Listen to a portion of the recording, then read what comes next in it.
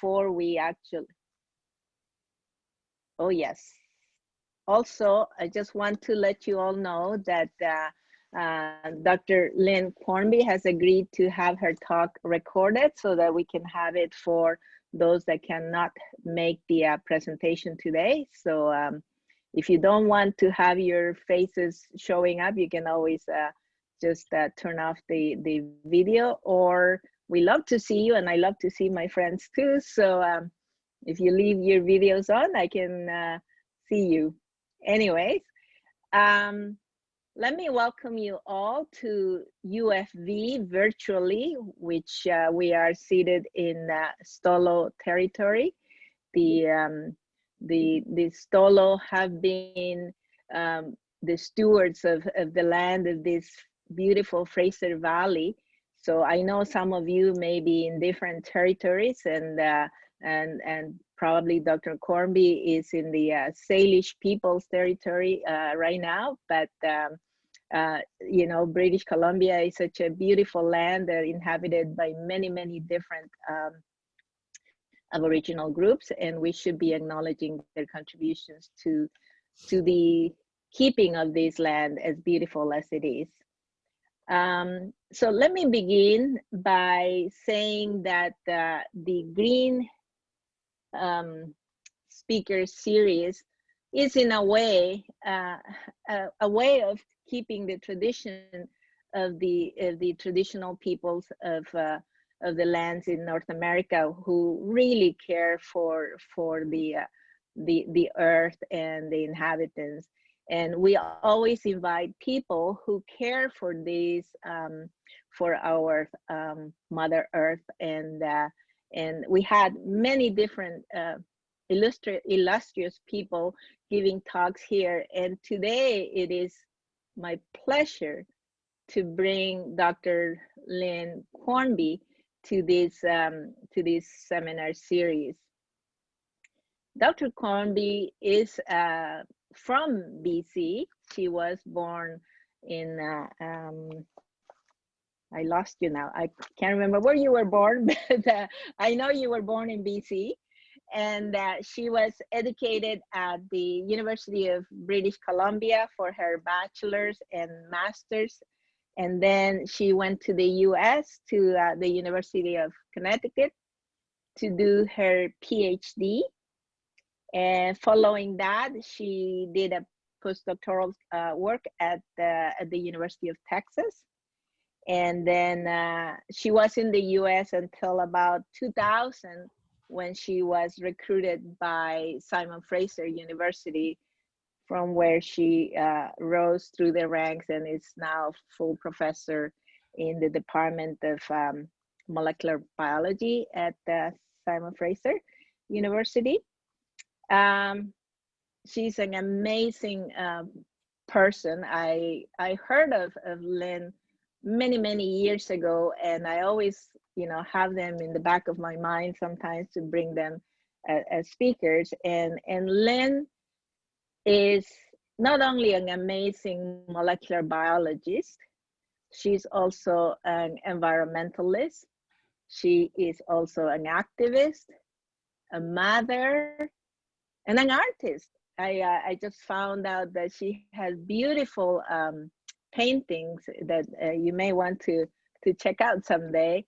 And also, she's an author. She recently published her book, Watermelon Snow, that hopefully Lynne will tell us about it a bit in this talk. So, and as I said, Lynne has the energy and the stamina to do so many things. So I don't think I can say more, other than also she was in politics. She was the Green Party candidate for Burnaby in 2015. And so I'll let Lynne give us talk about her life experiences and about climate change. So welcome, Lynne. Welcome to our University of Fraser Valley Green Speaker Series. Thank you, Lucy. Thanks very much for the invitation and for that generous introduction. And thanks everyone for giving up some time on this gorgeous day to zoom in. I'm going to set up a screen share here. And there. Now, can everyone see the cover of my book? Okay. So I think I need to move our little faces off to the side. Okay, so as Lucy mentioned, I've recently published this book, Watermelon Snow, Science, Art, and a Lone Polar Bear. And today's talk actually drifts on and off of this book. So there's a few points in the talk where I will come to some very short readings from the book, but the talk is also about my science. Okay, now we have to get this going here. So this is a photo of me in 2017, June of 2017, standing on a piece of Arctic sea ice. So as you probably all know, the northern part of our planet is the Arctic Ocean, and it is permanently frozen. So we have this block of sea ice floating on the Arctic Ocean, and the periphery of that every summer will melt and pieces will break off. And this is me in the summertime standing on the edge of this ice as it's breaking up.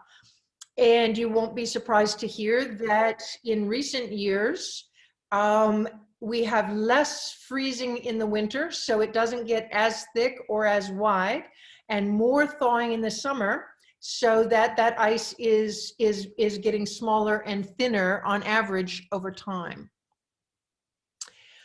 This is looking at a piece of this broken up sea ice at the edge of the northern sea pack, and you can see how thick and deep it is, but that massive ice is melting away every summer.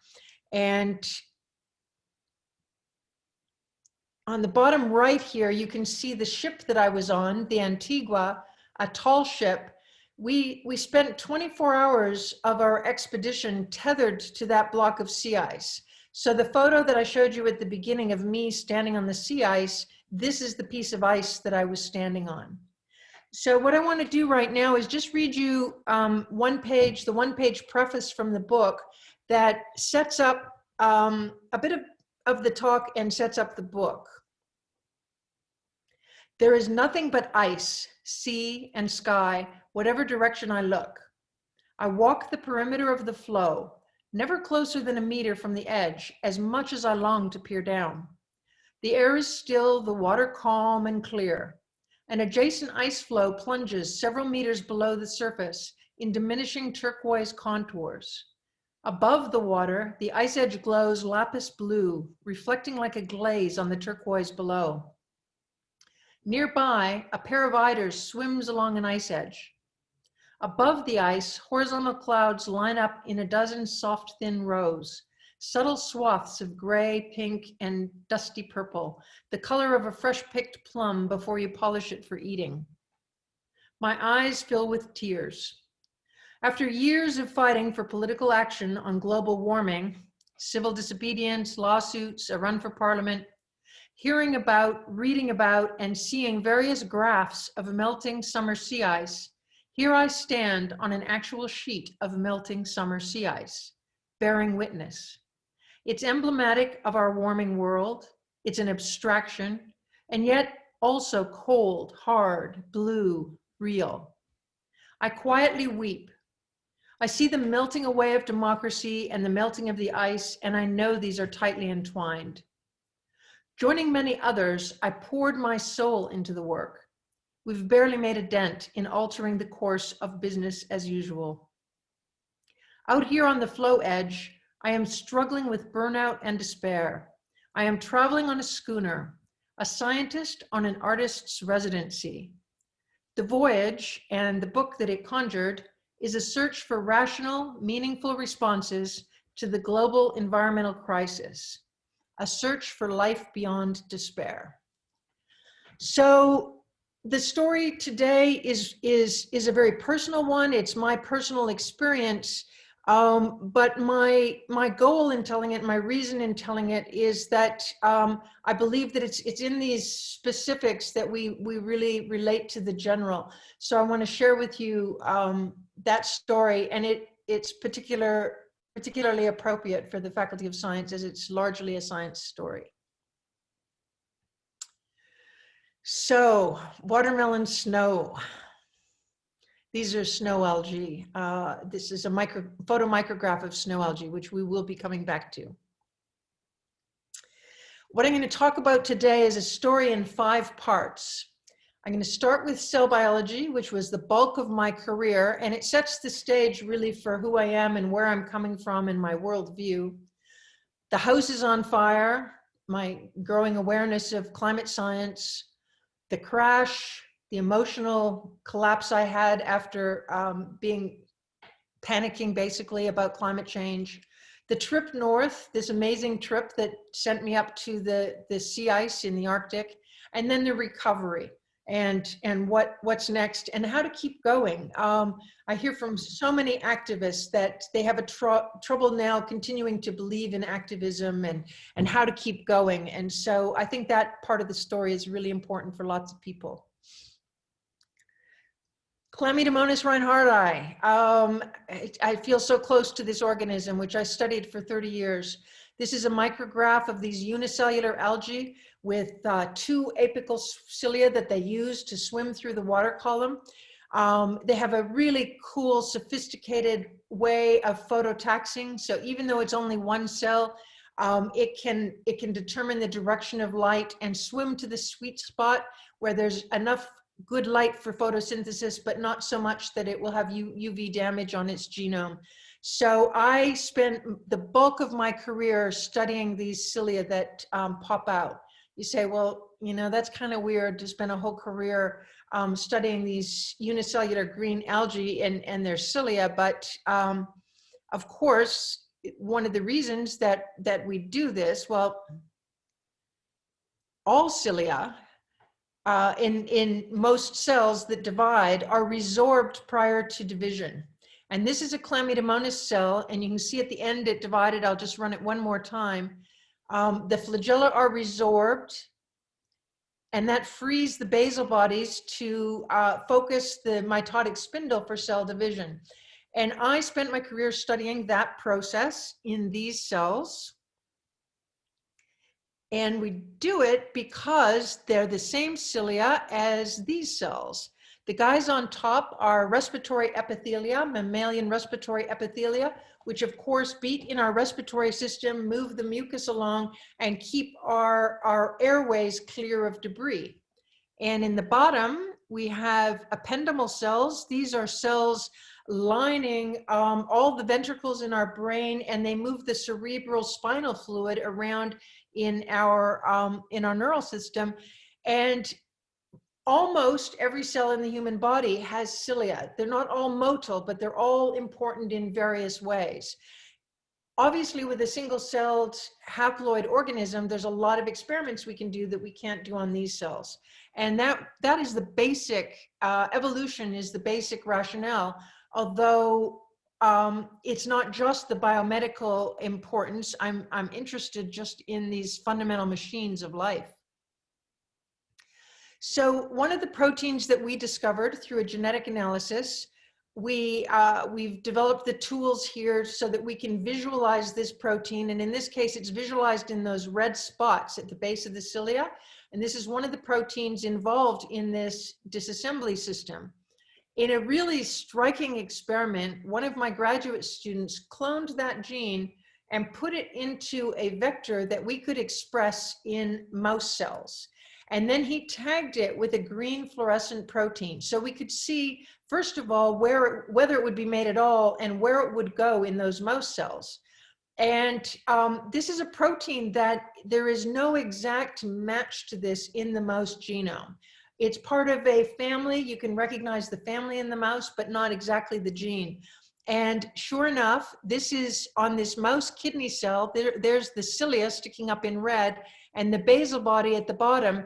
And the position, because they're oriented a little differently in the mouse cell, the position of those green spots in the mouse cell are the same as the spots in the clammy. So all the way, you know, in complex organisms, in eukaryotes, chlamydomonas is over here, mammals are over here. We couldn't get farther apart, and yet we have this really conserved targeting of this protein.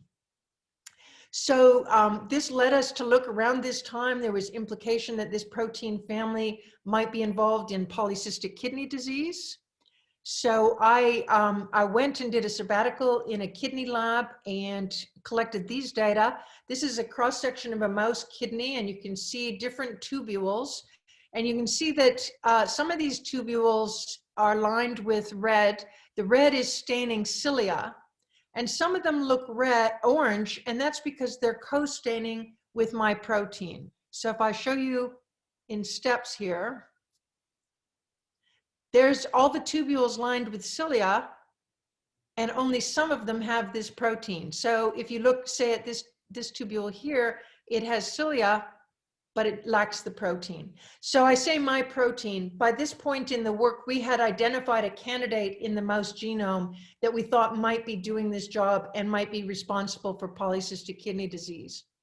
So in collaboration with a human geneticist, we were able to identify that this particular gene is actually involved in a very, when it fails to target to the cilia, it causes a very severe form of polycystic kidney disease that affects children. So this is a discovery that was made through this very, very fundamental work in the algae cells.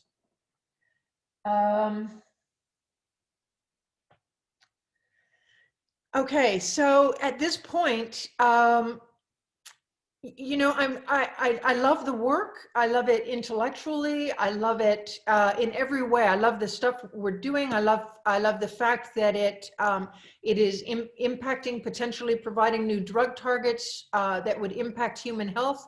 That we are learning things about how the fundamental machines of cells work, of life. And yet at the same time, all of this work is happening in parallel with the takeover of the world by the ideals and the ideas of neoliberalism. And there became more and more pressure in the granting agencies that there's a close link between what you're working on and some sort of payoff. So once we had this work, there was a lot of pressure from the CIHR that my next grant would be on mouse and on kidneys. And I was really committed to staying in the algae. And I felt there was so much more we could discover in the algae just by looking at those new genes. And maybe not maybe it would be vision, who knows what it would be, but would just by doing the kinds of experiments we could do there. That argument didn't fly, and I lost my CIHR funding, but kept my small NSERC grant to keep going with the chlamydomonas work. But it meant that instead of having this peripheral vision of what was happening in the world outside of my lab, I had more attention, and I could look up and start to really dive in and appreciate that our governments were not acting on this problem that was becoming more and more urgent. And the more I looked at the data, the more perplexed I was at the fact that it wasn't being dealt with, and the fact that people like me were not paying attention. And we're all so absorbed in our lives that it's hard to really focus. And we feel, I'm doing my job, why isn't the government doing their job? There's so many statistics on global warming, it's hard to really know where to start, but the idea that the energy imbalance at the Earth right now is on the order of 5 Hiroshima-sized atomic bombs per second is just mind-blowing. The fact that we have put so many greenhouse gases in the atmosphere that instead of equal energy coming in and being reflected out, it's coming in and being held, and we're continuing to warm. So how much are we warming? And this is one of my favorite plots to show this. put together by Ed Hawkins, and thankfully he continues to update it. So it's a spiral plot. You can see the months of the year around the outside, and it's year per year. So the baseline here is an average from 1850 to 1900, and it's pretty distressing. You can see that we're clearly bumping into the 1.5. So the idea that we still have a hope of keeping global warming below 1.5 is a bit pie in the sky, because we're pretty much there.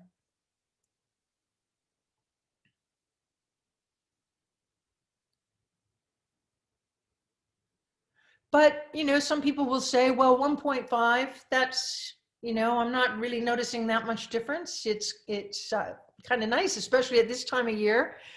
We feel, wow, this is great. We can step outside and enjoy it. But of course, the real issue, I mean, 1.5 is bad enough. We would feel that as a fever. So for a lot of systems on Earth, a lot of biosystems, 1.5 is significant. But what really matters is that this heat is not evenly distributed over the Earth.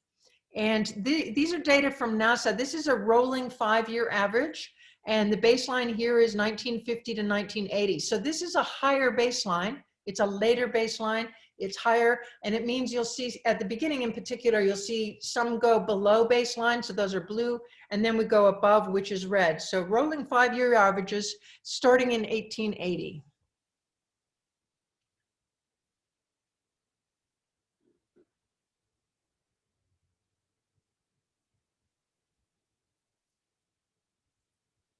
So now we're in the 20s and the 30s, 40s, the 60s. Here we get coming into the 80s. Now it starts to happen. We're in the 90s. And this last slide is the 5-year average from 2016 to 2020. Hothouse Earth, we're pretty here. Notably, we can pick out just a few features here, and one is just how warm the Arctic is, how much above baseline. We know, we're all familiar with that fact that the Arctic is warming faster. One of the big impacts of that is on airflow, atmospheric currents. So we're familiar with the jet stream, and the idea that the jet stream is now losing its power. It meanders, it moves more slowly. We have weather systems that stall and sit there for a while and then move along.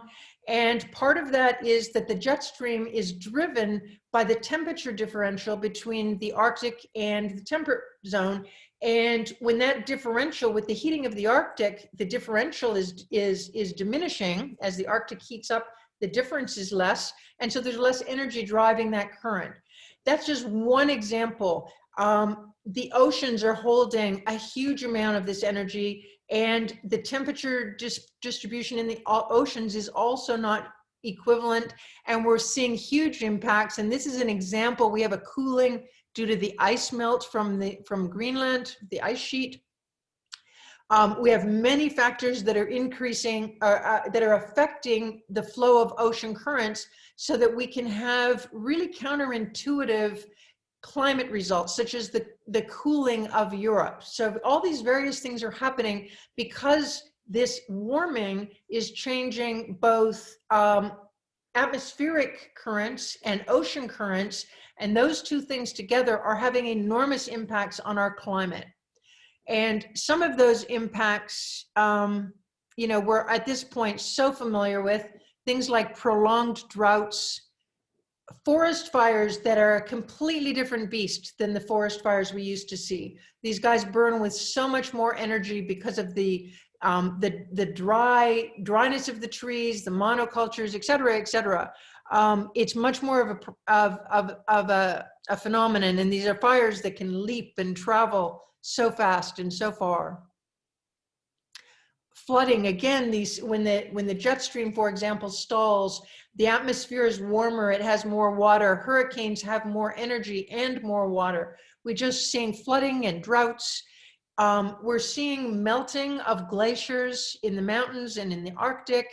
And the melting of this ice is, of course, increasing sea level. We'll look in a minute at what's happening with sea level, but also the greenhouse gases that we're putting in the atmosphere are dissolving in the oceans, and particularly in cold water.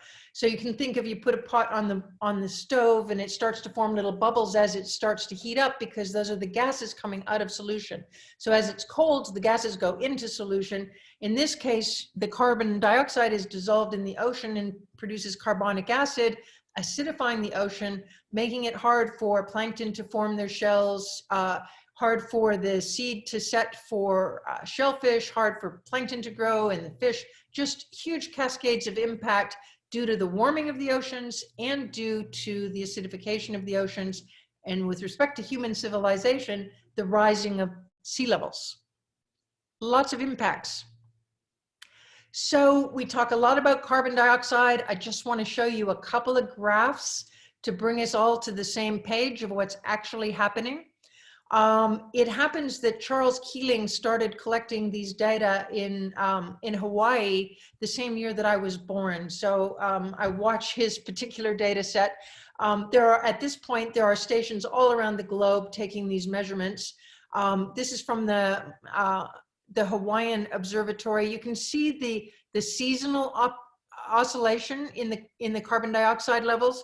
Every summer and into the fall, when we have all the phytoplankton in the oceans and all the trees are in maximum photosynthesis, we actually pull carbon dioxide out of the atmosphere. So that's the down flux on these oscillations. And then over the winter, we have much less photosynthesis. We continue with the respiration, with the decay of those plants, and just with the respiration of all life, and build it back up. But of course, we're no longer having just the oscillations, we're having this increase.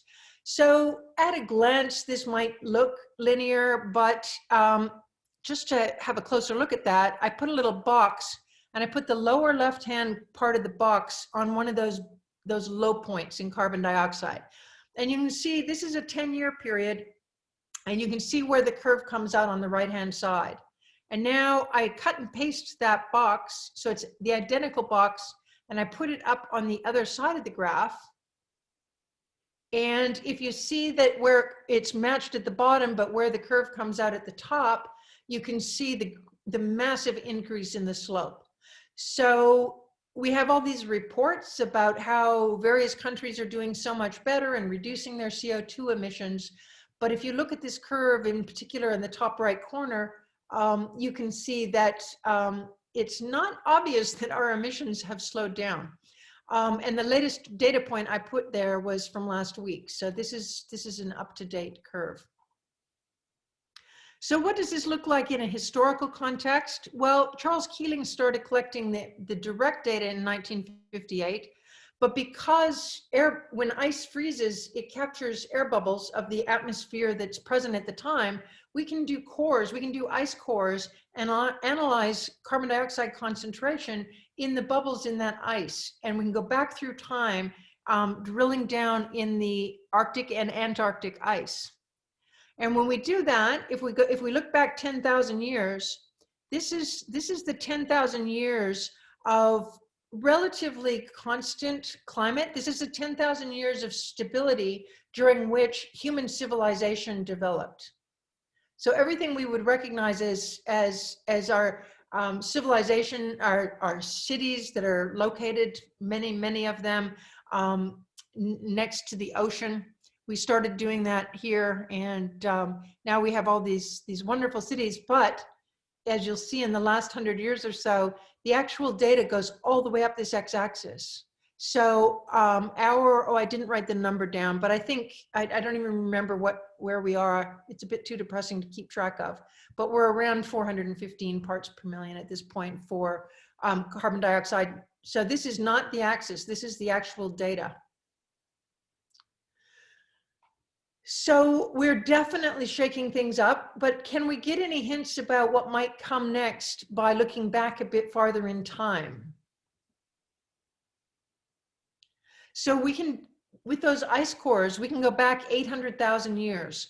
And what we can see are CO2 levels that correspond to ice ages and interglacial periods.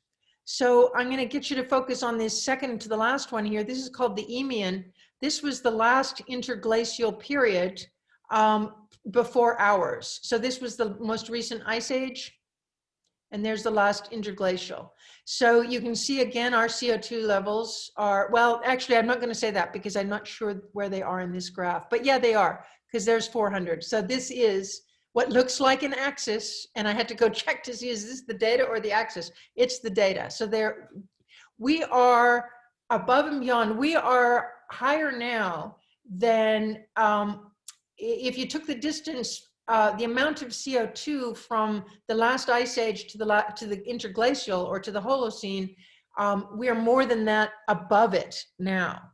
So this is something that the human species, we were evolving over this time. We were still mixing it up with Neanderthals back here, right? So this is something very foreign. So these data are the carbon dioxide levels, which we can get directly from the ice, the methane levels, which we're not going to talk too much about today, and the temperature. So this will show the correlation between the carbon dioxide levels and the temperature. So we can see where we were in the Eemian relative to where we are now. And so these data, this is from a paper that was published in 1999. So this data is 22 years old, and you can see that at that time, and probably the data they were using at that time was from a couple of years before that. So we are at carbon dioxide levels here. We now know this is 280. So here we go, there's 300. We know where we are, right? We're way off the chart in carbon dioxide. If we go back and look here at the Eemian, there's where our carbon dioxide levels were. So now let's go to I don't have sea level on this chart. The temperature in the Eemian was over 2 degrees above our baseline. So, and we are, that's at CO2 levels less than 300. So we're at 415. You know instantly we are locked in for a lot more temperature rise just with the CO2 that we've already put into the atmosphere. So we don't really need to add any more. We've got a lot of warming built in, even if we stop today. And it turns out, although I didn't include it on this graph, sea level rise in the Eemian was 6 to 9 meters higher than it is now.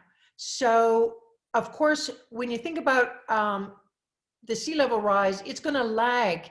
The temperature rise is going to lag behind the carbon dioxide, and the sea level is going to lag behind the temperature because it takes a lot of energy input. It takes a lot of time to melt all those ice sheets. And how quickly that melts makes all the difference. So although it doesn't, it's hard to see here, and I don't have all of the data for you, this was on the order of 1,000 years in the Eemian for the sea level to rise that much, 1,000 years behind the peak in the temperature. So we could have that much time, but if you think about in the winter, if you go make a nice snowball outside, bring it in the house, and it'll melt. Put it in the oven, and it'll melt a lot faster. So the issue about how much time do we have before all of our coastal cities are flooded depends on how much we let the atmosphere heat up. If we can get a handle on things quickly, and we can, even if it's built in that we're going to have multi-meter sea level rise, which it seems that it is, we've already passed that, it's going to happen. There's a world of difference between having that happen in 50 years or 100 years and having it happen in 1,000 years. All of the things that we can do to mitigate and to adapt, we can build a really kind of appealing world. We can't go back to where we were, but we can have a positive alternative if we get our acts together pretty fast. So I just want to check the time to see how long I want to spend on this, which is not too long. Every year, many times a year, there are these graphs that come out that kind of say, this is where we are and this is what we have to do. And these are the latest models. And although this one's a few years old now, it's one of my favorites because it captures the essence of the most important things. So I just want to take you through it kind of quickly. It's the last graph we're going to look at. I know this is a faculty of science talk, but I also know that lots of you are here that are not scientists. So this is the last graph. Okay, so in the black line are our emissions. So this paper was published in 2017. It placed our emissions in 2010 with the idea that what they're proposing is so this is all projection from their models. If we can stabilize our emissions by 2020, hello, last year, we didn't quite meet this goal, so we know we're already off this track. But the idea is from 2020 on, we reduce our emissions by half. So cut in half by 2030, half again by 2040, half again by 2050. If we do that, the bars, the gray bars here, are the accumulated carbon dioxide in the atmosphere. In other words, here we are, we're still emitting. So we're still going to keep going. 415, 420, 440, 450, it's still going to grow. And it's going to keep growing as long as we are emitting. Now, the absolute bars are, that would be if we pulled down our emissions like this. Those absolute bars would bring us to a temperature where, you know, there's maybe a 66% probability that we might be able to keep it below 2 degrees if we could keep the carbon down to this level. In other words, if we have no emissions by 2050, very low emissions. And then the yellow and the orange, those are sinks. So this would be, the yellow would be if we can put into effect carbon capture, we could pull it down. And this is a big if. The technology is there. It's very expensive and energy intensive, and there's lots of issues. But the orange here are the sinks, such as changing how we do agriculture. And of course, we don't want to be reducing this by cutting down old growth forests. I just have to add that that's one of the best natural carbon sinks that we have right now. And this graph is assuming that we're not cutting those down. So basically, to keep it in the range of 1.5 degrees, and we already know we're seeing massive climate impacts even at the 1.5 degrees we have already, we need to have really awesome chemical carbon capture, great changes in land use, and stop this business of emitting fossil fuels pretty much altogether. So it can be done. And it's not looking promising, but everything we do towards this goal buys us time to mitigate and adapt and avoid the worst. So knowing all of this and looking into these sorts of data led me into a state of panic. I became a climate activist slowly at first, ramped up. In 2012 was arrested for blockading a coal train. And then the photo on the right at the top there is Stephen Collis and I sitting in the park on Burnaby Mountain in the early days when 13 trees had been cut by Kinder Morgan, and we were sitting there scheming, how can we bring people out? How can we get this protest going? And we're both writing, and I published an op-ed, and Stephen was doing lots of press. And we were rewarded by being sued by Kinder Morgan. So us and 3 others were sued. We had to, on very short notice, spend a week in court, and we lost. And Kinder Morgan won an injunction to keep the protesters off the mountain. And some of us went up and got arrested anyway. And then shortly, so this was all, I was just in a state of, I was panicking, I was desperate. I felt like We have to get a lot of attention on this. We have to turn this ship. We have to change direction as quickly as we can and as dramatically as we can. And shortly after this arrest, which I gave a little speech on civil disobedience that got a lot of airplay, and shortly after that, Elizabeth May invited me to run as a candidate in the 2015 election, which I did, and I really gave it my all. I worked really hard, and I was still, of course, doing my job, except for the last 6 weeks, which I took off to run full-time in the election. And I ended up, I really believed that I was living in a bubble, and I believed that the public was on board. Everybody recognized how bad this climate change crisis was, and that things were ready to tip, and we were going to elect some Greens. We're going to really get things happening. And I got 5.6% of the vote. And that was, you know, by the time it happened, I was not surprised. I saw it coming. But I started out really well, but lots of things about our political system made it very difficult. And I will say that proportional representation would be a really good thing to have.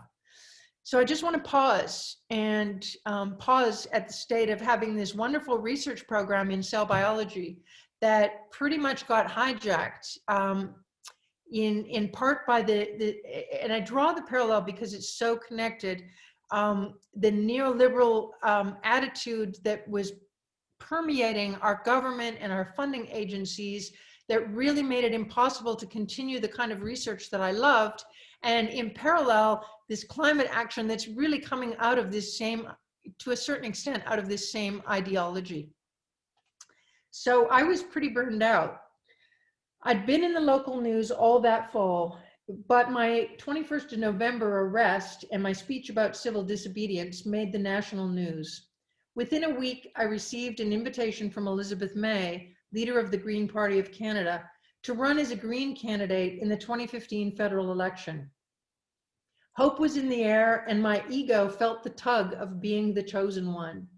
A hero was inviting me to do hero stuff side by side with her. By the 29th of November, I had agreed to run. At the time, I felt a strange mix of excitement and dread, reminiscent of plunging into Class 4 rapids on the Chattooga River in an open canoe. 10 months later, standing on the metaphorical shore, soaking wet and bedraggled, I was gazing at a smashed canoe, knowing without a doubt that I was better suited to running river rapids than running in an election. So what I really came to realize was I'm not sure that any of us really are, but I'm very much a reluctant activist. Being out in the woods in the rain, protesting Kinder Morgan, there's lots of things higher on my list of things to do. So I was very much outside my comfort zone. Running in the election was much farther outside my comfort zone. I found that really hard. And so when it was over and I had to collect myself, I had a research program that was in tatters. I had no graduate students left in my lab. I had not renewed my NSERC grant because my renewal application was due within a week of the election. There was just no way that was going to happen. So I had no research funding. I had no graduate students. I felt I had no research project. And what was I going to do? And I tried to open my mind to all possibilities. You know, what am I going to do with the rest of my life? I felt that, you know, in my late 50s, here I am in the position that I was in my 20s. But after some soul searching, I realized I really, really loved being a scientist. And I had some skills in that area. And it seemed that the best route forward for me was to keep doing science. So I wanted to do something where I could align my research with climate change so that I would, instead of having my energies being pulled in all these different directions, I could focus on one way forward. So I learned that the algae that grows on snow and turns it red is a cousin of the algae that I'd been studying for 30 years. So that was a really good start. Very little was known about it.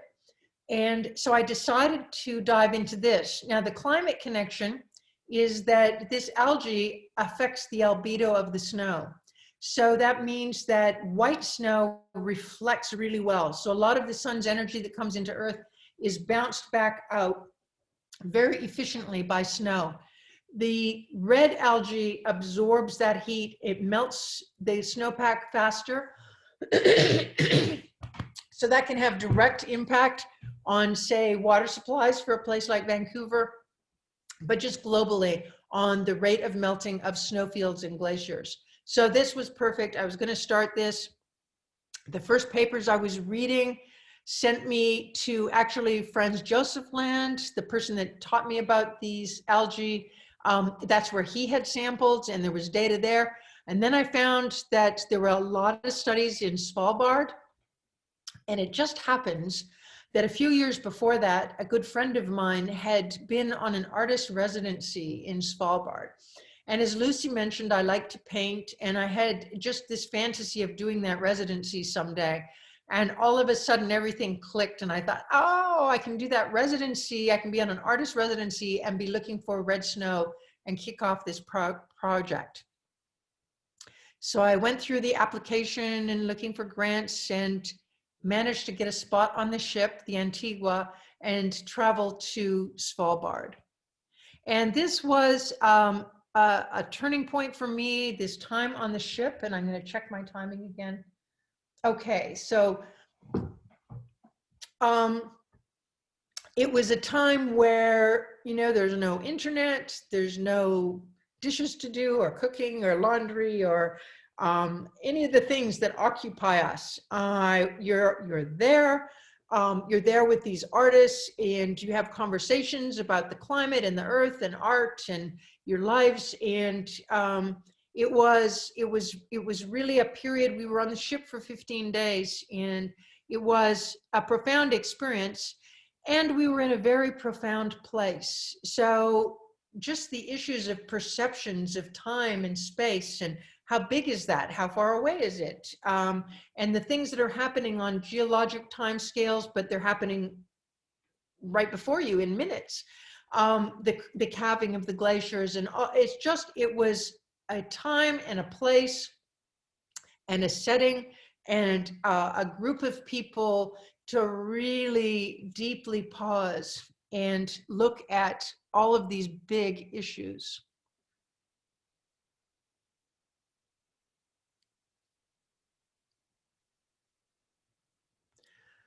So here's some of the artists at work on their project. We would go to land, we would go to shore a couple times a day.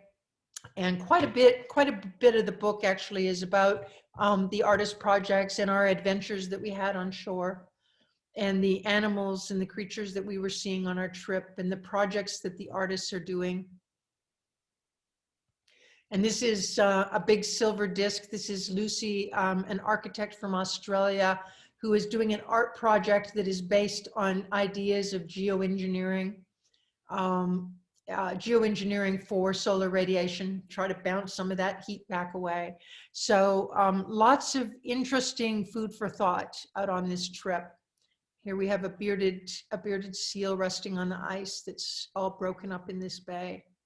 And what I slowly was realizing, when I arrived on the ship, I was really grouchy, and I was kind of depressed and withdrawn. I had a really hard time interacting with people. And I thought that it was burnout from everything that had happened before. But over the course of the time there and afterwards, I really started to realize that really what it was, a large part of it was unprocessed grief. That a lot of my climate activism in the early days had been a form of denial, a form of denying the things that it was too late for, and trying to really save everything. And in fact, it is already too late for a lot of things. But it doesn't mean it's too late for action, and it doesn't mean it's too late for building new things that are good. They're not the same as what we're losing, but there's lots we can do. But until I sat with that and recognized the grief and came to an acceptance, then I was living in an element of denial, and that was really causing the burnout, and that was really making me less effective than I feel that I can be now. Right? Right. This bearded seal that I just showed you, we got to hear the seal singing. It was really spectacular. And we had a pretty exciting encounter with this guy. But these two organisms that we actually had pretty close experiences with, they're part of what I'm grieving. And I'm also grieving that I won't make another trip like this. I burned a lot of carbon to make this trip, and talking to you today is part of making up for that. And I cannot justify doing that again. So I'm grieving the changes that I have to make in my life. Of course, there's other positive things that will happen in lieu of that. It's not all negative, but it's still important to accept and acknowledge and grieve that we are losing these things. Even these guys.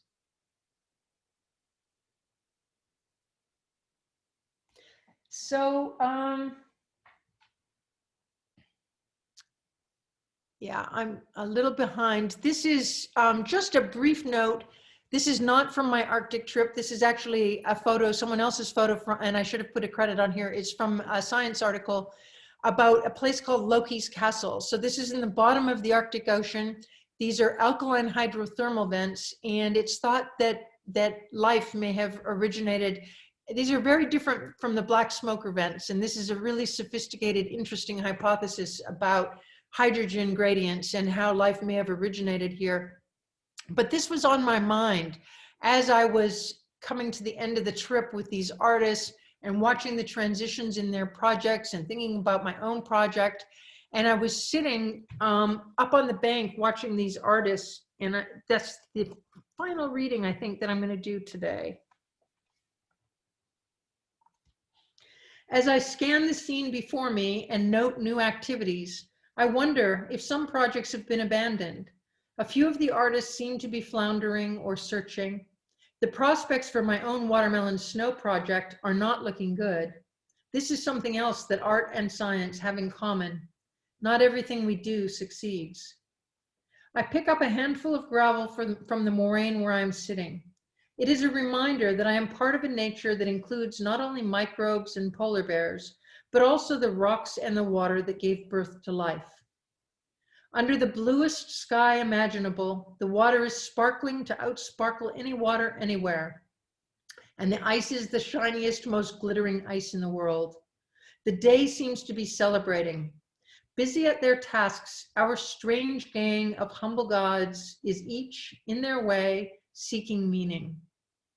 I am awash with that most esteemed religious experience, love.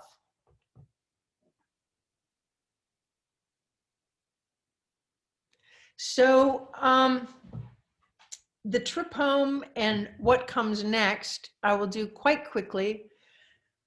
What I discovered while I was waiting to get on the ship was that watermelon snow is in our backyard. The North Shore Mountains are covered in this algae every spring and summer. And I didn't ever find it on the Arctic trip, but we found lots of it at home. And this is what my lab is now working on. These are pictures one of my graduate students took on a lab field trip. It really does look like watermelon snow. And this is what they look like under the microscope, these cells. And what we've discovered is that it's a rich microbiome, many different species of algae, beautiful cells,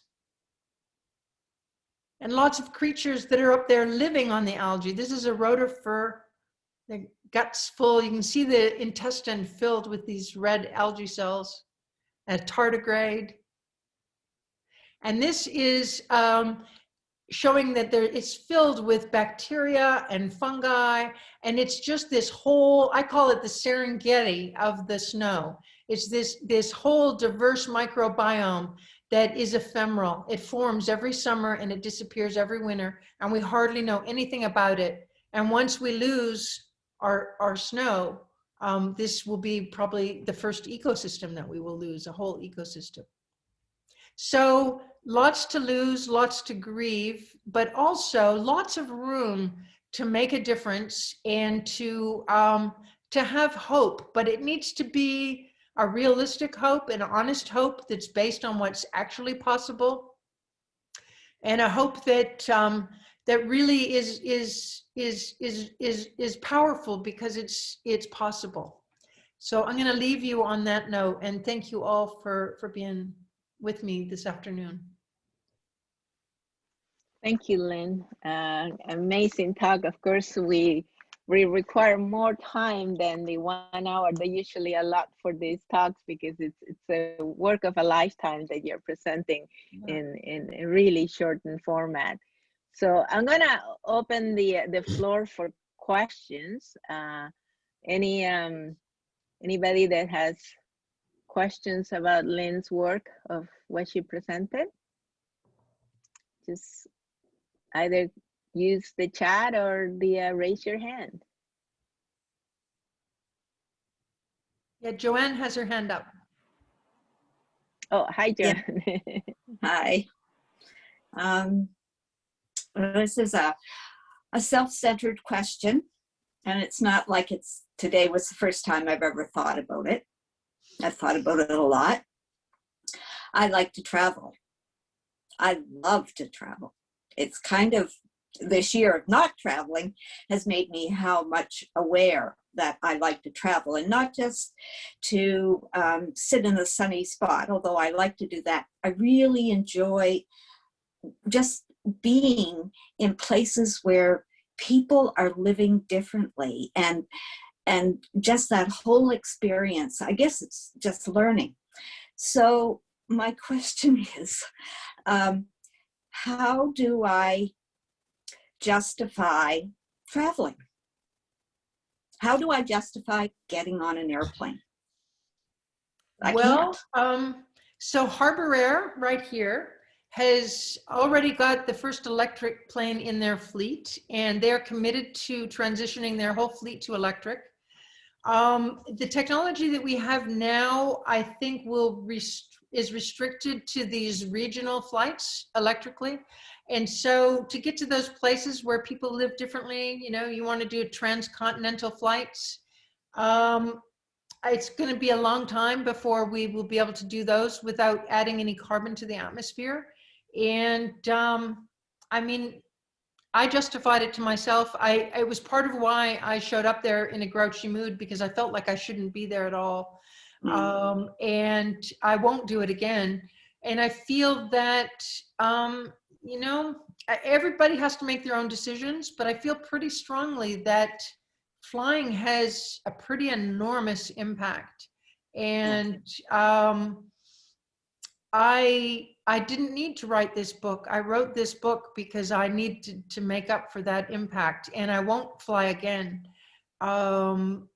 So I don't know. I'm not, I want to, yeah, I guess I'll just leave it there. I think it's an individual thing. And, some environmental activists will say, well, maybe you give up meat and your one thing is to fly, and we'll each have a carbon budget and we'll all reduce our footprints. But when you look at the data, and you look at the data that I showed today, we have to get to zero. And playing these shell games of well, I'll get to 50% by not doing this or that. I personally can't do that. I feel that is, I've already traveled. The generations coming behind me, what will they be able to do? Could they even think about doing a trip like it? I don't know. To me, it becomes an issue of justice. So, yeah, I hear you, I feel you, but I think there are other things we can, I don't want to start giving you alternatives, but I think there are.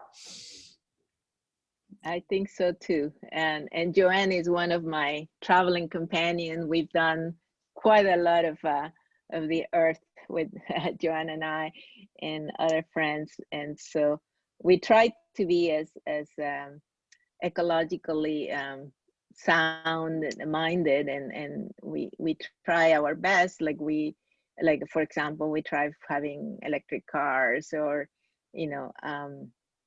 donating the funds for those carbon taxes, and whatever we can do, planting our own things, walking a lot. Actually, Joanne walks a lot.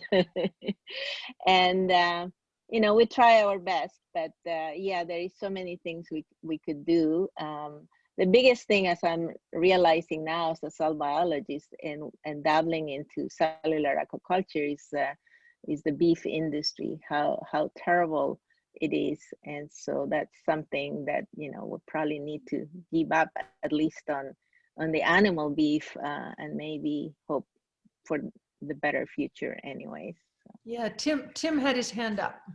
Oh yeah, hi Lynn, lovely speech, thank you very much, and I love your graphics. So I do have a question, which is for you and actually for all the other biologists here. I'm a physicist, and I do talk about global warming, and I've noticed that you didn't have time at the end in 1 hour, that's not surprising, for solutions. So I have a pet peeve, and I was wondering if you could address my pet peeve. Trees, they really bother me. And let me explain why. Yeah, it's because trees, when you plant them, they grow, they absorb carbon dioxide. And if we took, according to Michael Mann, the guy who came up with the hockey stick, even if we took all the land we're not using for agriculture right now, and we planted it with new trees, they wouldn't start absorbing that much to begin with, because they're only this high.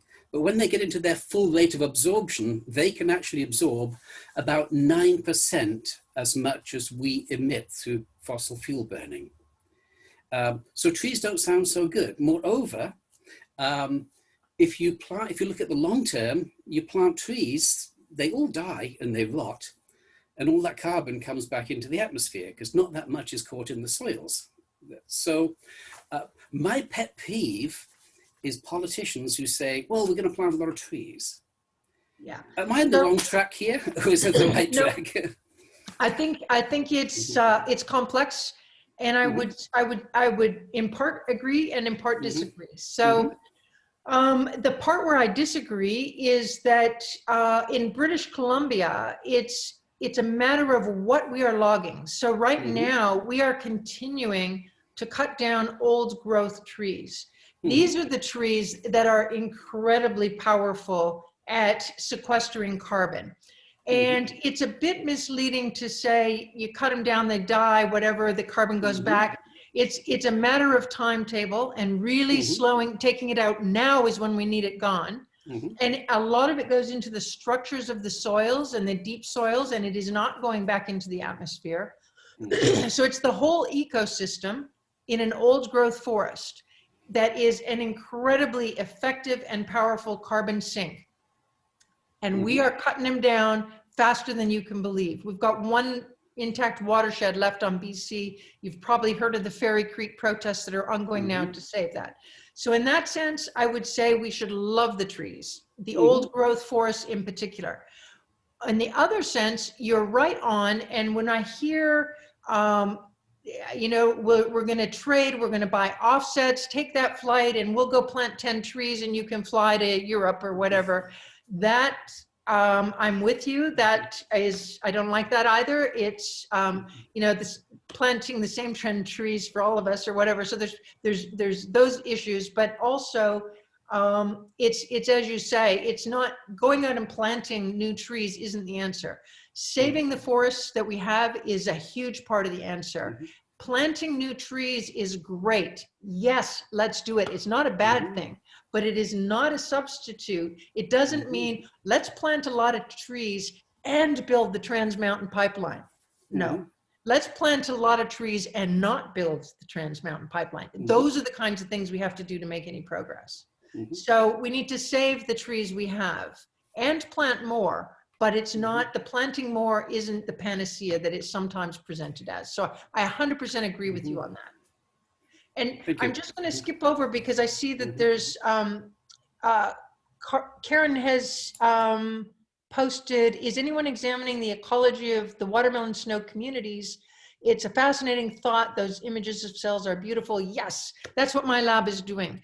And there's maybe a dozen labs around the world that are doing it. So there's a group in Japan, several in Europe, one or two in the US. So there's a few of us. And it's very exciting and interesting because it's very new. And yeah, thank you. And also welcome to Jennifer from Massachusetts. Wow, it's fun. That's the fun thing about Zoom.